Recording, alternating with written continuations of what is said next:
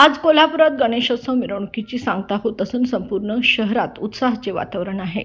मिरवणुकीच्या दिवशी होणारी गर्दी नियंत्रित ठेवण्यासाठी आणि शिस्तबद्ध वातावरणात विसर्जन पार पडण्यासाठी प्रशासनाकडून कडक सुरक्षा बंदोबस्त ठेवण्यात आला आहे. शहरात ठिकठिकाणी पोलिसांचा विशेष ताफा, स्पेशल फौज फाटा तैनात करून वाहतुकीचे नियोजन करण्यात आले.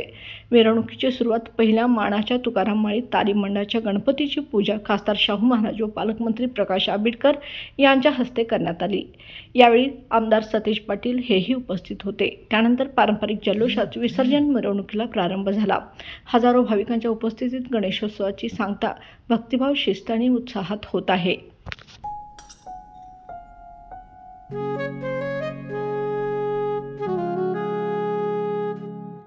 बाबा, आज येताना बासुंदी घेऊन या ना.